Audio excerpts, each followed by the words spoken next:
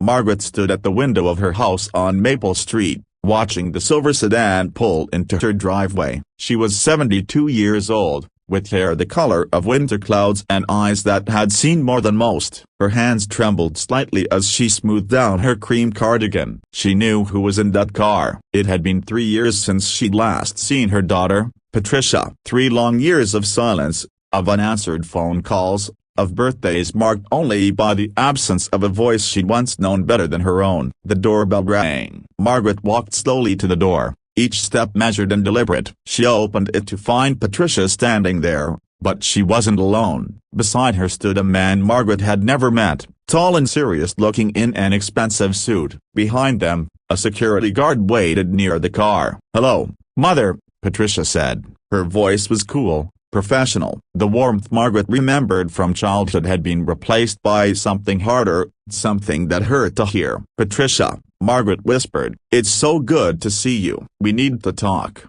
Patricia said, not moving to embrace her. "This is Richard Brannan, my attorney." "May we come in?" Margaret felt her heart sink, but she stepped aside. "Of course, please." They settled in the living room, the same room where Patricia had once played with dolls, where she'd studied for exams, where Margaret had rocked her to sleep during thunderstorms. Now it felt like foreign territory. Richard opened his briefcase. "Mrs. Caldwell, I'll get straight to the point. Your daughter has asked me to discuss the matter of this property." Margaret's hands folded in her lap. "I don't understand." Patricia leaned forward. Her face was composed, almost blank. "Mother, you're getting older. You live here alone. This house is too big for you, too much responsibility, Richard, and I think it's time you consider it broken by other arrangements." "Other arrangements?" Margaret's voice was barely audible. "A senior living facility," Patricia said. "Somewhere with people your own age. Somewhere with medical care nearby. It just makes sense." Margaret looked at her daughter, really looked at her. She saw the expensive clothes,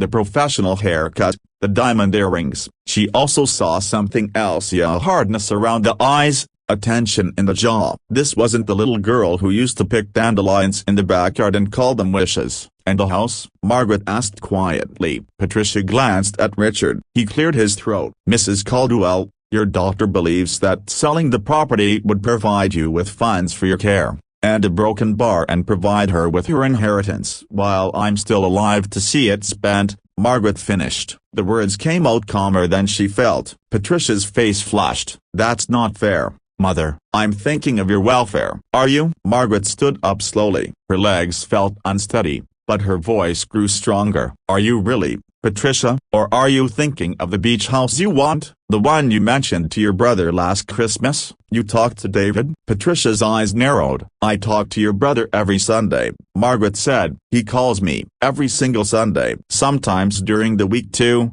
just to see how I'm doing." Patricia stood as well. "David doesn't understand financial responsibility. He never has." "Maybe not," Margaret said, "but he understands family. He understands that your father and I bought this house 45 years ago, that we raised you here, that your father planted that oak tree in the backyard the day you were born." Richard stood, sensing the conversation was deteriorating. "Mrs. Caldwell, perhaps we should schedule another time to discuss this." "When emotions aren't so no," Margaret said firmly. "I think we should discuss this now." "Patricia, why haven't you called me? Why did you stop coming to visit?" Patricia's professional mask cracked slightly. "You know why, Mother? Because you wouldn't stop asking about Thomas, about why we divorced, about what went wrong." "Because I cared," Margaret said. "Because I watched you throw away a good man who loved you." "Thomas was boring," Patricia snapped. "He had no ambition. He was content to be a high school teacher for the rest of his life. I wanted more." Margaret nodded slowly. "And you found more,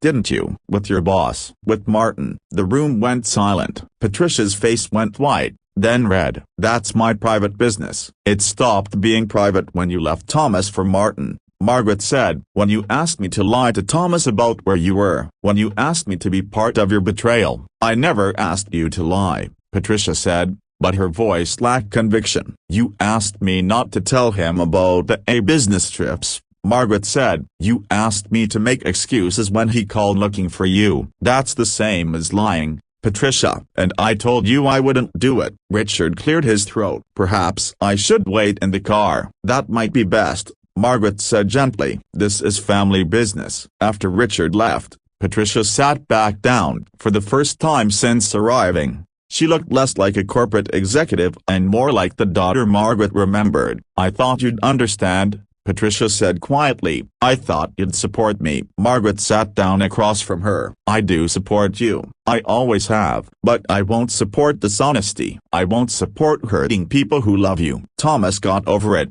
Patricia said. He's remarried now. He's happy. That doesn't erase what you did, Margaret said, and it doesn't change the fact that you stopped talking to me when I wouldn't be complicit in your choices. Patricia looked away. You made me feel judged. I didn't judge you, honey, Margaret said. I just couldn't pretend everything was fine when it wasn't. That's not love. That's enabling. Silence filled the room. Outside, a neighbor walked by with a dog. Life continued, ordinary and simple, while inside, a relationship hung in the balance. I'm not selling the house, Margaret said finally. This is my home. Your father and I built our life here. You and David grew up here. Every room holds memories I'm not ready to let go of. Patricia nodded slowly. I figured you'd say that. But that's not really why you came, is it? Margaret asked. You could have had Richard send a letter. You could have called. You came in person because some part of you wanted to see me. Patricia's eyes filled with tears. For the first time in 3 years, Margaret saw her daughter's walls begin to crumble. I miss you, Patricia whispered. I miss you so much, Mom. Margaret moved to sit beside her daughter, taking her hand. I am right here. I've been right here the whole time. But you were so disappointed in me, Patricia said. I was disappointed in your choices, Margaret said carefully. Never in you. You're my daughter. I love you unconditionally. But love doesn't mean agreeing with everything you do. Patricia wiped her eyes. Martin left me last month for his new assistant. She's 28. Margaret's heart ached. Oh, honey. The thing is, Patricia continued, I knew he would. I knew from the beginning he was capable of it, because that's how he and I started. But I thought I was different. I thought I was special enough that he'd change. People rarely change unless they want to, Margaret said. You knew that, deep down. Patricia nodded. Thomas sends me a Christmas card every year. He and his wife, Jennifer, they have a baby now. They look happy. And how does that make you feel? Margaret asked. Like I made a terrible mistake, Patricia admitted. Like I traded something real for something shiny, and the shiny thing tarnished. Margaret squeezed her daughter's hand. It's not too late to build something real again. Not with Thomas, maybe, but with yourself, with your family. Do you think you can forgive me? Patricia asked. For trying to take your house? For cutting you off? I already have, Margaret said simply. The question is, can you forgive yourself? They sat together in silence, the afternoon sun slanting through the windows, illuminating dust motes that danced like tiny stars. Finally, Patricia spoke. I should go tell Richard his services aren't needed. Before you do, Margaret said, would you like some tea? I made your favorite cookies yesterday. Chocolate chip. Patricia smiled for the first time since arriving. You made my favorite cookies? Even after everything? I make them every Wednesday, Margaret said. Just in case you came by. Patricia's tears fell freely now. Every Wednesday for 3 years? Every Wednesday, Margaret confirmed. Hope is a powerful thing, Patricia. It keeps us connected even when we're apart. They walked to the kitchen together, and Margaret put the kettle on. As she retrieved the cookies from the drawer, the same jar Patricia remembered from childhood, her daughter looked around the familiar space. Nothing's changed, Patricia observed. Some things shouldn't change, Margaret said. Some things are worth keeping exactly as they are. They talked for hours that afternoon, about Martin and the betrayal, about Thomas and the regret, about work and stress and the person Patricia had become in pursuit of success. And Margaret listened, really listened, the way only a mother can. When Patricia finally left, she hugged her mother tightly at the door. Can I come back on Sunday? Maybe we could have dinner? I'd love that, Margaret said. And Patricia, bring your appetite. I'll make pot roast. Your famous pot roast? Patricia asked. Is there any other kind? Margaret smiled. After Patricia drove away, Margaret returned to her window. The house settled around her with familiar creaks and sighs. She thought about the years ahead, about the possibility of rebuilding what had been broken. Some might say she should have held on to her anger, should have made Patricia pay for the hurt she'd caused. But Margaret had learned something in her 72 years.